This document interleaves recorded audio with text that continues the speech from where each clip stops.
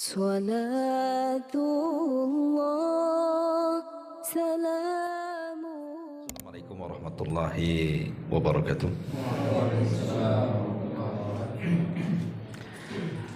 Alhamdulillah wassalatu wassalamu ala rasulillah wa ala alihi wa sahbihi wa mawalah wa la hawla wa la quwata illa billahi wa ba'du.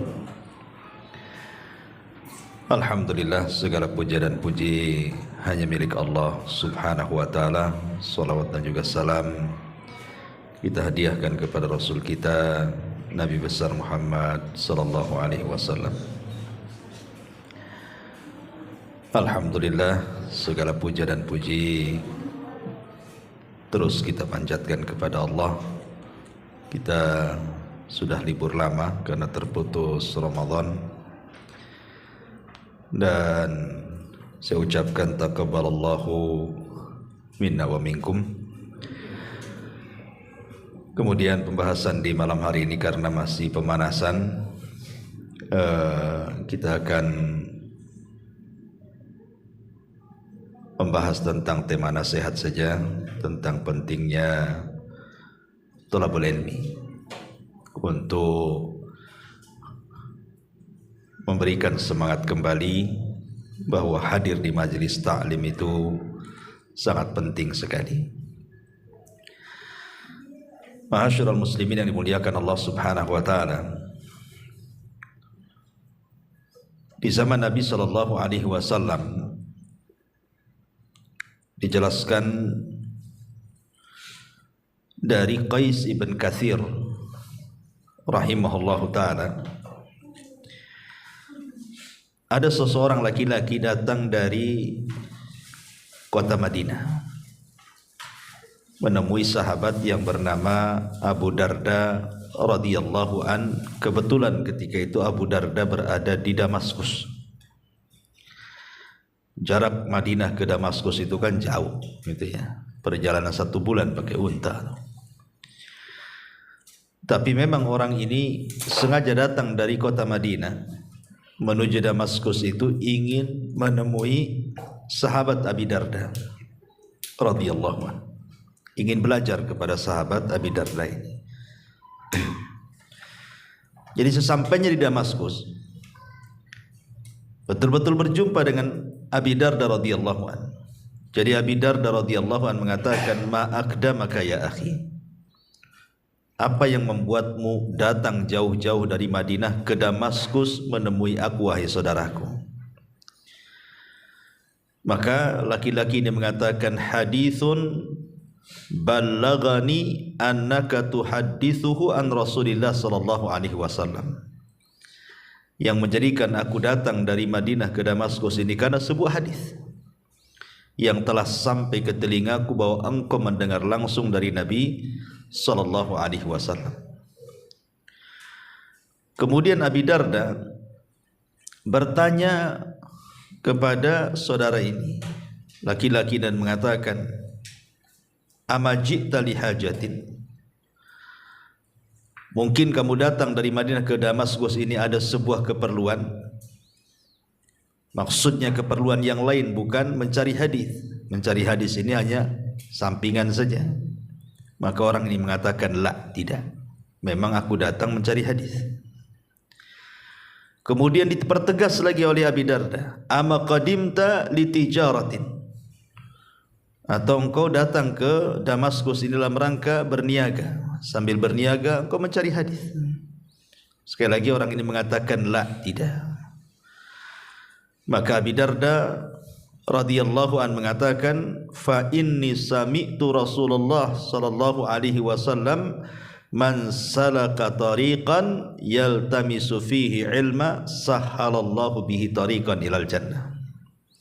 Kata Abi Darda, berbahagialah dirimu karena aku mendengar Nabi SAW bersabda, barang siapa yang berjalan dalam rangka menuntut ilmu pengetahuan agama, Allah mudahkan langkahmu ke surga. Lihat, Abi Darda radhiyallahu anhu memberikan semangat kepada orang ini. Kalau memang niatmu betul dari Madinah ke Damaskus itu tidak lain dan bukan hanya mencari hadis Nabi, maka perjalananmu itu memudahkan dirimu masuk surga. Dari sini kita tahu tentang keutamaan ilmu dan para penuntutnya. Makanya Nabi SAW senang kalau ada orang yang datang kepada Nabi SAW dan mengatakan, saya ingin belajar kepada anda wahai Rasul. Apa kata Rasul? Marhaban li talabil ilmi. Marhaban li talibil ilmi. Selamat datang wahai para penuntut ilmu. Begitulah ucapan selamat Nabi SAW kepada para penuntut ilmu. Masalahnya, mungkin ilmu di zaman salaf itu memang sangat dimuliakan. Bukan hanya ilmu, para penuntutnya pun dimuliakan. Tetapi semakin jauh zamannya tentu akan berbeda kondisinya kan. Di zaman sekarang itu sedikit sekali orang yang memuliakan ilmu dan para penuntutnya.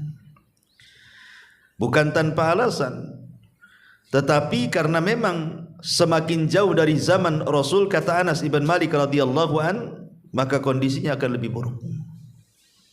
Jadi zaman itu semakin jauh dari Rasul, maka kondisinya akan jauh lebih buruk lagi.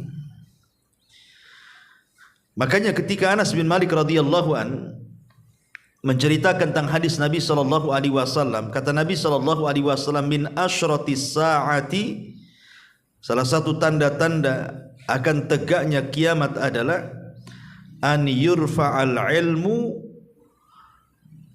ilmu akan diangkat, dan lebih daripada itu wa yathbutul jahlu, dan kejahilan akan menyebar.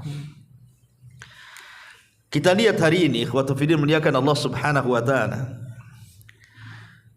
Manusia kalau ditanya soal ilmu agama itu tidak lebih paham dibandingkan kalau cerita tentang dunia. Hari ini manusia kalau cerita ilmu agama itu tidak lebih paham dibandingkan kalau cerita tentang ilmu dunia. Kalau antum tanya soal handphone, mereknya, ya kan, tipe-tipenya, programnya, semua tahu. Anak-anak sekolah SD SMP aja paham tuh merek-mereknya itu. Bahkan yang merek Cina, tahu nih Cina nih. Ini Cina nampak nih katanya. Ini bukan Cina ini. Tahu dia merek-mereknya itu. Kok tahu kok bisa sampai sedetil itu gitu soal handphone itu. Ataupun soal kuliner, paling paham lah kan. Bakso paling enak tuh tahu saya di sana. Oh kalau asam pedas di sana, gitu ya. Rawon di sana, yang penyet, semua enak katanya. Dia paham tuh kalau soal kuliner itu kan. Kalau soal perut tuh paling paham. Coba kalau ditanya soal ilmu, yang mudah saja, umpamanya ditanya soal beberapa makna ayat dalam Al-Quran. Apa sih makna daripada somad?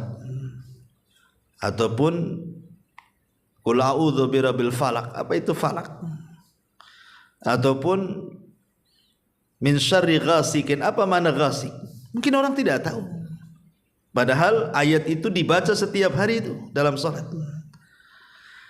Makanya Hudzaifah ibn Yaman radhiyallahu an sampai mengatakan, sayati alaikum zaman, akan datang zamannya di mana Islam ini akan tergerus, tidak tersisa kecuali namanya.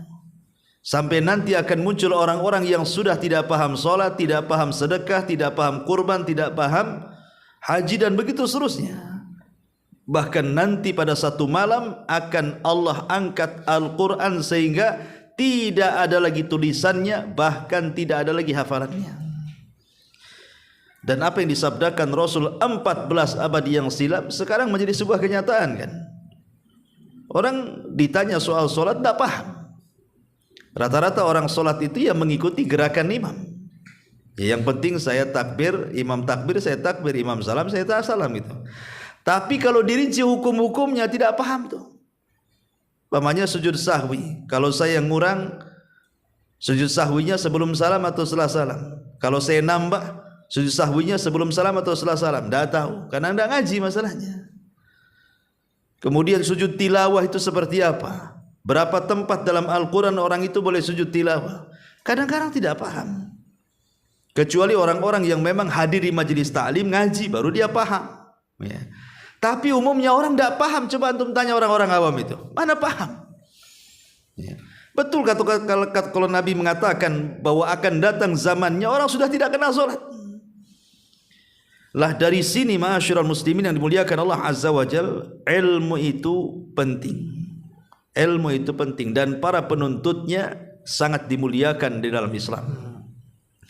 Satu ayat dalam Al-Quran yang mungkin sering kita dengar, Allah Subhanahu wa taala mengatakan yarfa'illahu alladhina amanu minkum walladzina utul ilma darajat.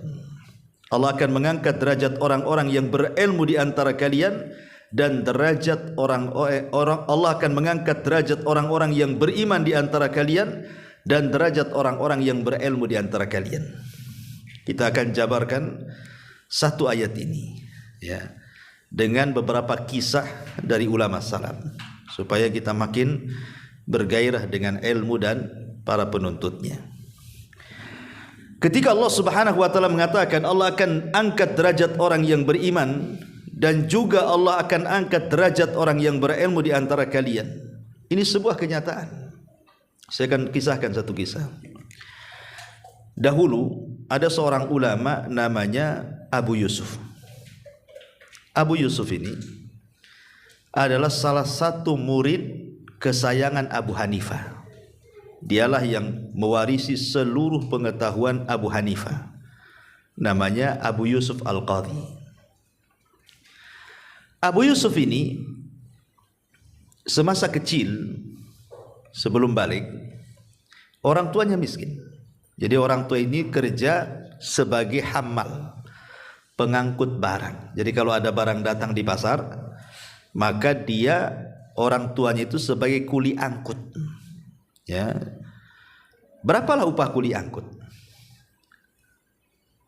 Paling satu hari kerja untuk satu hari makan. Lah Abi Yusuf ini dia harus membantu orang tuanya. Kalau tidak dibantu orang tuanya tidak makan hari itu. Masalahnya Allah Subhanahu wa taala takdirkan kepada Abi Yusuf ini kecintaan kepada ilmu. Jadi kalau datang waktu sholat walaupun dia belum balik tuh, Abi Yusuf itu suka ke masjid. Lah di masjid itulah ada majelisnya Abu Hanifah. Jadi terkadang dia terlena dengan kajian Abu Hanifah walaupun belum balik, dia duduk dengerin gitu ya. Kadang-kadang lupa jam kerja, enggak ke pasar lagi. Nanti orang tuanya nyari itu, mana anakku kok enggak ada bantu-bantu. Sampai akhirnya satu hari ketahuan bahwa Abi Yusuf itu suka hadir di majelisnya Abu Hanifah. Marah orang tuanya. Orang tuanya datang kepada Abu Hanifah dan mengatakan, jangan kau rusak akal anakku, katanya. Biarkan dia bekerja. Kalau kami tidak bekerja, kami tidak makan. Kata Abu Hanifah, biarkan anakmu belajar. Kemudian Abu Hanifah mengatakan satu janji. Abu Hanifah ini seorang ulama, firasatnya kuat. Apa kata Abu Hanifah kepada orang tuanya? Biarkan anakmu Abi Yusuf tetap di majelisku. Kalau Allah takdirkan dia mewarisi ilmuku dan dia mutkin dengan ilmuku, kupastikan satu hari dia akan makan makanan yang biasa dimakan para khalifah. Falujah namanya, makanan yang biasa dimakan para khalifah. Orang tuanya ketawa gitu. Untuk makan satu hari saja tidak bisa, cerita pula makan makanan khalifah kan itu. Kau gila wahai Abu Hanifah, katanya. Kau sudah merusak akal anakku, biarkan anakku bekerja, katanya. Akhirnya Abu Hanifah mengatakan, ya sudah gini saja. Kamu kalau satu hari bekerja, berapalah kau dapat? Berapa uang kau dapat? Maka kemudian orang tua Abi Yusuf mengatakan, kami kalau bekerja satu hari itu kami selalu mendapatkan 2 dirham. Kata Abu Hanifah, baik. Bagaimana kalau seandainya anakmu tetap belajar kepadaku dan setiap hari aku beri kau 2 dirham? Kan enak tuh, ya. Deal or no deal kan itu? Ya deal lah kan itu ya. Dia tidak bekerja dapat 2 dirham. Akhirnya kemudian diizinkan belajar. Setiap hari Abu Hanifah ngasih 2 dirham tuh sama orang tuanya. Kan enak antum dapat guru kayak gini. Dapat ilmu, dapat uang namanya. Akhirnya kemudian lambat laun Abi Yusuf ini karena Allah berikan kecerdasan, betul-betul melahirkan fotokopian Abu Hanifah. Jadi ilmu yang dimiliki Abu Hanifah diserap semua oleh Abi Yusuf. Sisi lain dari kisah Abi Yusuf ini yang menarik adalah satu hari Abi Yusuf ini sakit, ya sakit parah gitu ya, dan nampaknya sudah ada tanda-tanda mati, ya, karena parah kali sakitnya, ini kayaknya mau mati ini gitu. Jadi Abu Hanifah ini datang berkunjung kepada muridnya, sedih. Kenapa? Karena di antara sekian ribu muridnya Abu Hanifah itu, Abi Yusuf inilah yang luar biasa. Jadi murid kesayangan Abu Hanifah. Jadi melihat muridnya terkapar gini ya, sudah mau mati, sakit parah gitu. Artinya seolah-olah Abu Hanifah mengatakan, dah capek-capek aku didik dia kok mati gitu kan. Harusnya kan dia jadi ganti aku setelah kematianku gitu. Kan itu seolah sia-sia didik dia. Udah pinter, udah besar, udah dewasa, mati pula kan itu kan. Jadi Abu Hanifah ini ngomong sendiri. Ya, di hadapan Abi Yusuf yang terbaring sedang pingsan itu, sedang koma. Apa kata Abu Hanifah? Wallahi, demi Allah, aku mengharap engkau wahai Abi Yusuf akan menjadi pengganti setelah kematianku. Masa kau mati duluan daripada aku, katanya. Akhirnya kemudian Abu Hanifah pun pergi dan ngomong sama orang-orang bahwa Abi Yusuf itu pantas menjadi pengganti dia sepeninggalnya. Dan orang-orang tahu bagaimana memang kecerdasan Abi Yusuf ini. Lah Allah takdirkan Abi Yusuf pula sembuh. Sembuh dia. Setelah dia sembuh, dia ingin hadir di majelis taklimnya Abu Hanifah.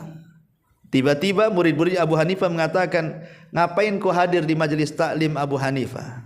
Kata Abi Yusuf, kenapa? Kami waktu kau sakit mendengar Abu Hanifah mengatakan bahwa engkau itu orang yang layak menggantikan dia. Kau sudah jadi ulama, ngapain hadir di majelis taklim? Kau buka taklim saja, katanya. Akhirnya kemudian Abi Yusuf mengatakan, oh iya, Abu Hanifah mengizinkan aku suruh buka darah sendiri. Aku sudah dianggap alim, katanya. Kata murid-muridnya Abu Hanifah yang lain, ya, Abu Hanifah ngomong begitu. Akhirnya dia berjalan bukan ke majelis Abu Hanifah, dia buat majelis lain dalam satu masjid itu. Jadi Abu Hanifah heran, kok di situ ada majelis? Apakah ada ulama yang datang dari jauh, yang alim, kemudian dia mengajar di sini? Maka murid-muridnya mengatakan, tidak ada wahai Abu Hanifah, yang buat majelis di situ adalah muridmu Abu Yusuf. Oh, Abu Yusuf, katanya. Ngapain dia buat daras di situ, katanya? Kenapa enggak dia duduk di sini, katanya? Oh, gini saja. Adalah satu muridnya Abu Hanifah. Kata Abu Hanifah, sini saya utus kau ke dia, kau tanya sama dia. Kata muridnya, apa yang harus saya tanyakan kepada Abu Yusuf? Begini pertanyaannya. Kalau ada seseorang punya jubah, jubah ini kepanjangan melebihi mata kaki. Kemudian orang ini datang ke tukang jahit, tolong potong jubah saya di atas mata kaki, kemudian ditandai di sebelah sini kau potong. Kira-kira kapan aku ambil bajuku? Kata tukang jahit, besok sudah kau ambil. Sudah selesai besok, ambil besok. Pas besoknya mau diambil, tukang jahit ini ingkar. Dia mengatakan, mana jubahku? Mana ada kau naruh jubahku, katanya. Mana ada, enggak ada kau naruh jubah itu. Aku kemarin naruh jubah kan di sini, suruh potong. Kata tukang jahit, enggak ada. Enggak ada, mana saksinya kalau naruh jubah di sini, katanya. Akhirnya marahlah orang yang punya jubah, laporlah polisi. Digeledah, rupanya ada pula jubah itu. Kemudian jubah itu sudah dipotong. Pertanyaannya, tanya sama Abi Yusuf, kata Abu Hanifah, apakah tukang jahit itu berhak dapat upah atau tidak? Kalau dia mengatakan dapat upah, kau katakan salah jawabanmu. Kalau dia katakan tidak dapat upah, salahkan juga jawabannya. Itu aja, katanya. Akhirnya berangkatlah ini muridnya Abu Hanifah, suruh nanyakan perkara itu kepada Abi Yusuf. Wahai Abu Yusuf, katanya, saya ingin bertanya. Apa pertanyaan kamu? Kemudian diceritakan seperti tadi. Ada orang punya jubah mau potong, datang ke tukang jahit. Pada waktu mau diambil, tukang jahit mungkir, ingkar dia, bahwa dia tidak meletakkan jubahnya di situ. Akhirnya lapor polisi. Digeledah, rupanya ada jubahnya. Pertanyaannya, jubah itu sudah dipotong. Apakah tukang jahit itu berhak mendapatkan upahnya? Kata Abi Yusuf, oh iya berhak. Oh salah kamu.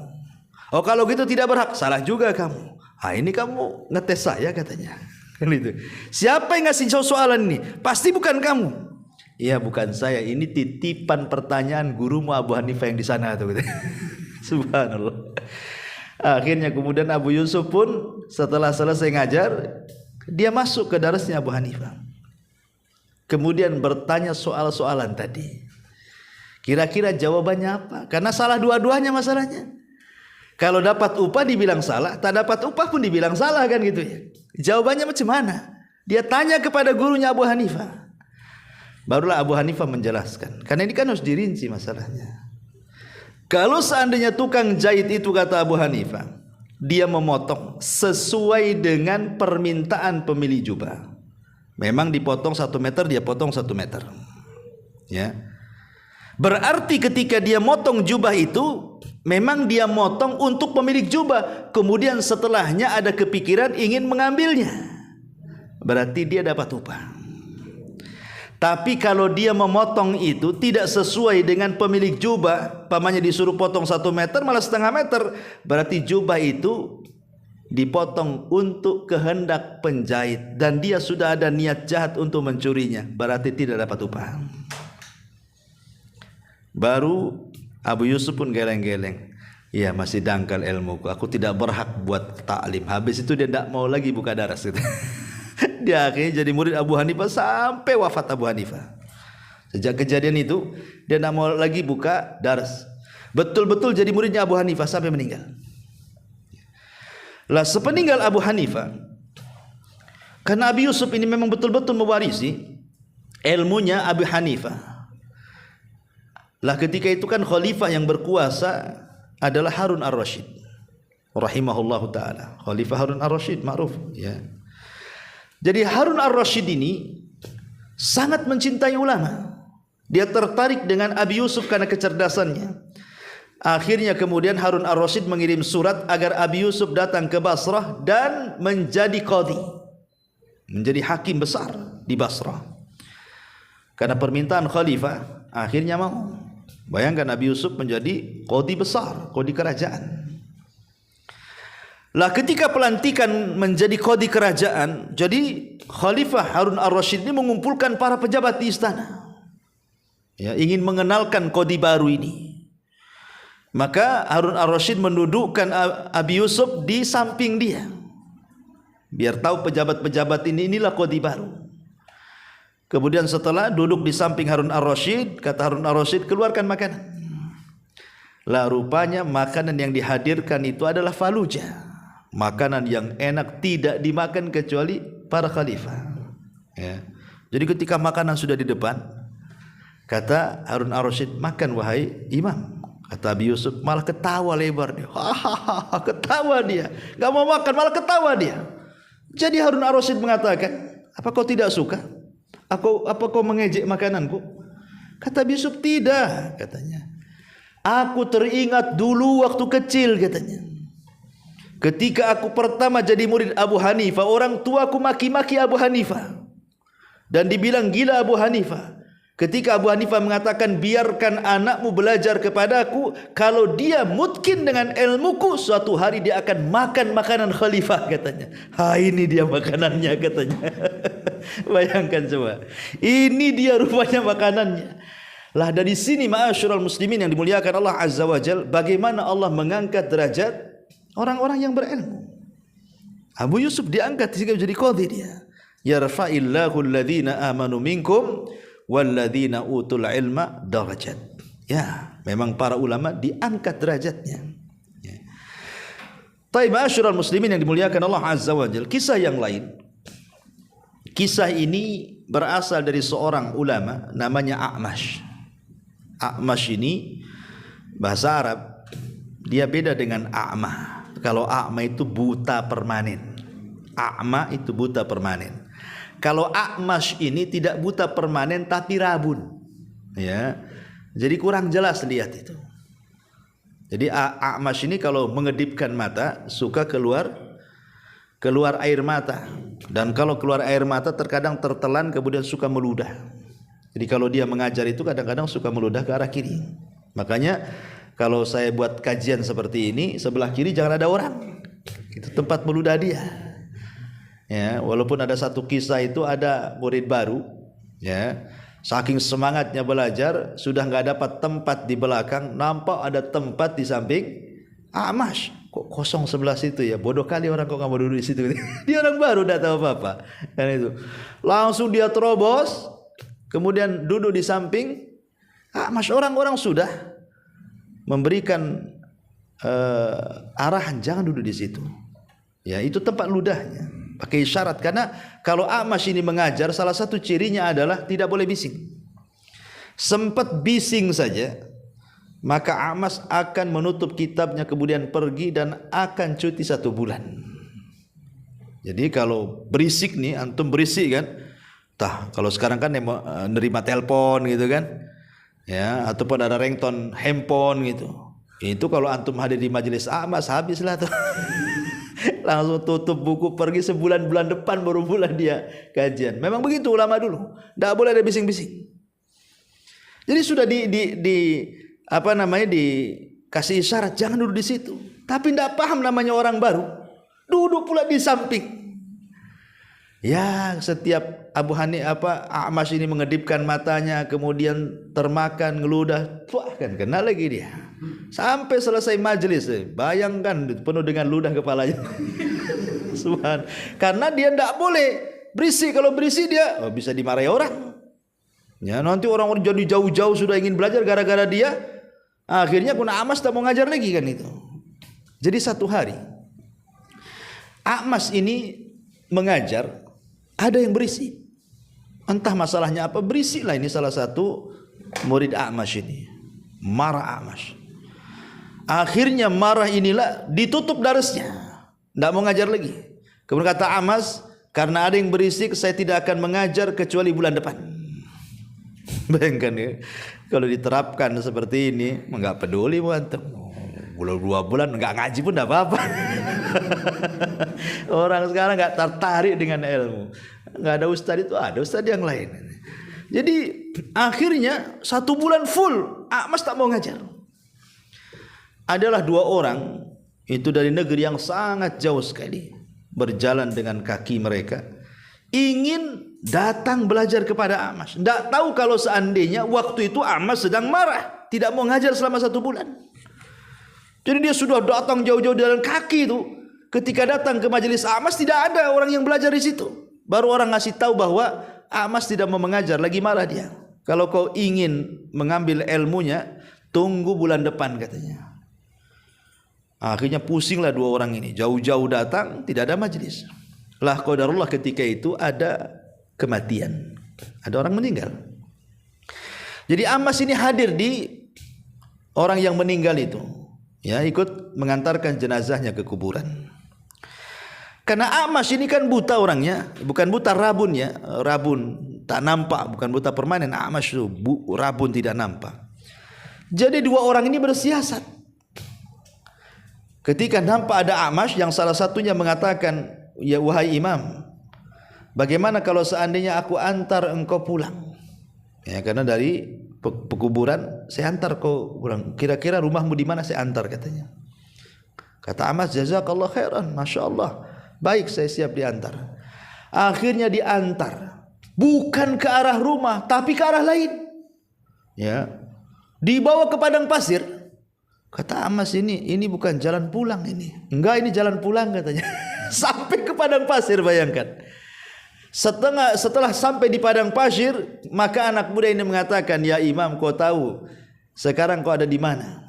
Kata A'mash, tidak tahu aku ada di mana. Kau ada di padang pasir, banyak serigala di sini. Ya, kalau engkau ingin selamat diantar pulang, hadithni mi'ata hadithin. Berikan kami 100 hadis katanya. Bacakan untuk kami 100 hadis, ku antar kau pulang. Kata A'mash, wahai kecelakaan, kau antar aku pulang. Enggak, kau bacakan 100 hadis, kami antar pulang. Amas tidak mau. Maka anak muda ini mengatakan, kalau tak mau, aku biarkan kau di sini, kau dimakan serigala, katanya. Mau cerita atau dimakan serigala? Kurang ajar sama gurunya. Ya. Akhirnya kemudian terpaksalah Amas pun membacakan beberapa hadis Nabi SAW. Langsung dicatat oleh anak muda ini. Setiap Amas membaca satu hadis dicatat, 2 hadis dicatat, 3 hadis dicatat, sampai 30 hadis lebih.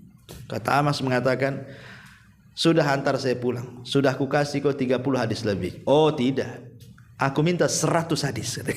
Coba ingat. Akhirnya terpaksalah Amas membacakan 100 hadis.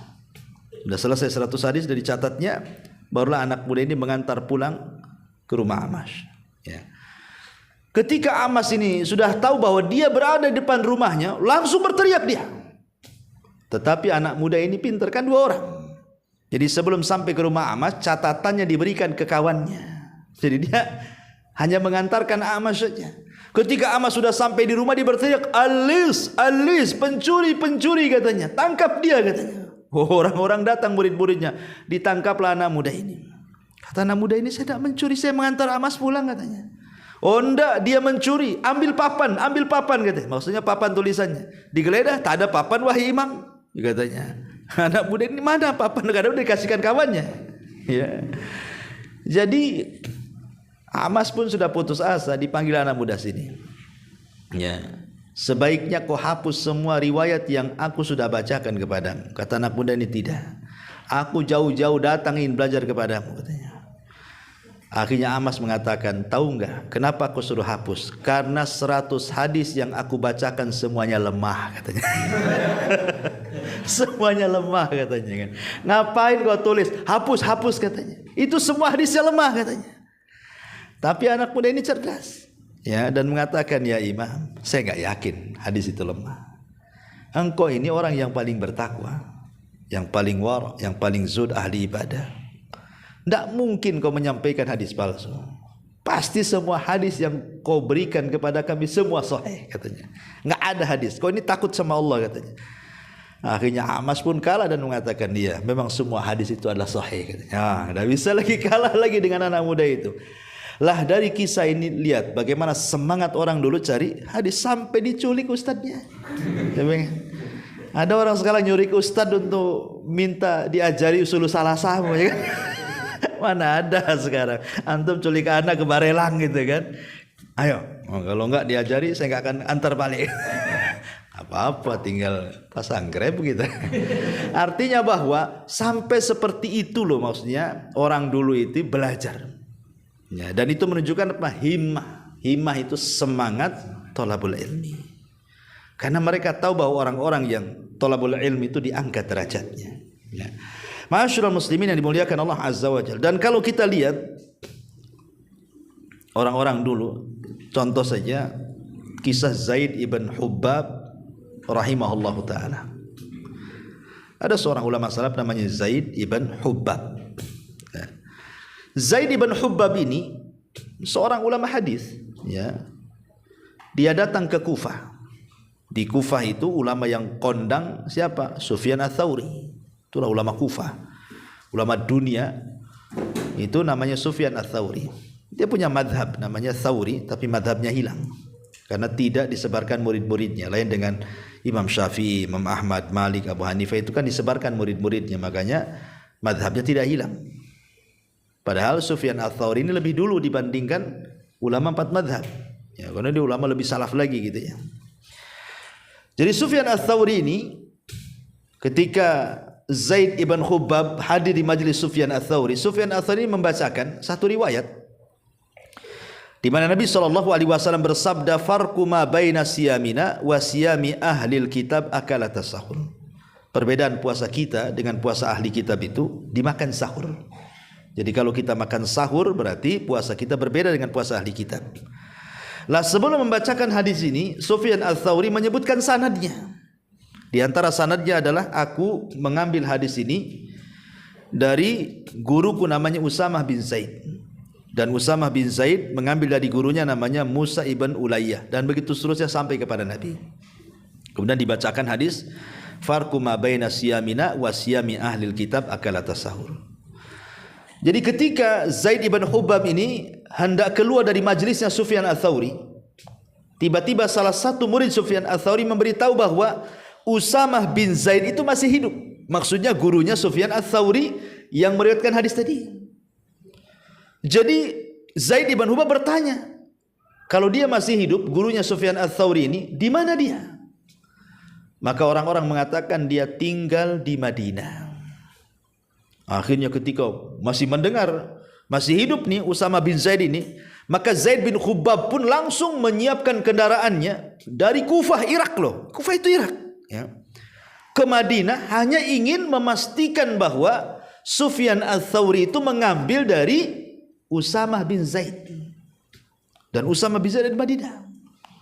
Berangkat dia sampai di Madinah, berjumpa dengan Usamah bin Zaid. Kemudian kata Zaid ibn Hubab, betul engkau mendengar hadis Nabi SAW dari Musa ibn Ulayyah bahwa perbedaan puasa kami dengan puasa ahli kitab dimakan sahur. Kata Usamah bin Zaid, iya aku mendengarnya. Sudah, memastikan saja. Kemudian dia hendak pulang ke Kufah. Ketika hendak pulang ke Kufah, murid-muridnya Usamah ini, Usamah bin Zaid ini yang ada di Madinah, memberitahu bahwa gurunya Usamah bin Zaid namanya Musa ibn Ulayyah ini, yang dia mengambil hadis dari dia, masih hidup juga, tapi ada di Mesir. Bayangkan, ada di Mesir orangnya, masih hidup, masih orangnya di Mesir. Nggak jadi dia pulang ke Kufah. Dari Madinah lanjut ke Mesir dia, jalan darat ikhwan, pakai unta. Ya. Ketika sampai di Mesir, jumpalah dengan Musa ibn Ulayyah. Kemudian ngomong, betul engkau mendengar hadis Nabi, perbedaan puasa kami dengan ahli kitab dan kata, kata Musa ibn Ulayyah, iya betul. Kamu mendengar dari mana? Dari guruku. Guruku sudah meninggal. Oh, berarti sampai di sinilah hadisnya. Mentoknya kan sudah meninggal sampai kepada Nabi. Kemudian dari Mesir pulang lagi ke Kufah. Bayangkan, hanya ingin mendapatkan sanad ulu. Ya, dalam ilmu mustalah hadis itu ada namanya sanad ulu, sanad nazir. Semakin dekat dengan Nabi semakin baik gitu ya. Semakin jauh daripada Nabi tidak semakin baik. Makanya orang dulu itu berbangga dengan sanad ulu. Ya, sanad yang dekat dengan Nabi. Maka dikejar itu. Hanya memastikan benar kau dengar kepada Nabi, itu saja. Oh iya benar, sudah selesai, pulang lagi. Padahal hadis itu sudah dihafal dia padahal. Tapi karena ingin mendapatkan sanad yang tertinggi, sampai satu hadis pun Zaid ibn Hubab harus berjalan dari Kufah ke Madinah, dari Madinah ke Mesir, dari Mesir balik lagi ke Kufah. Ini di zaman sekarang saja ikhwan, itu berapa duit dihabiskan tuh? Oh, kira naik pesawat. Ya, berapalah naik pesawat itu? Udah banyak duitnya tuh, belum makannya, belum minumnya, belum hotelnya. Ini di zaman sekarang itu sudah menghabiskan duit tuh. Apalagi di zaman dulu yang satu perjalanan aja bisa 1 bulan tuh. Dengan unta, belum capeknya, belum lelahnya, belum ngantuknya, belum laparnya kan itu. Macam-macam, belum bahaya di jalannya.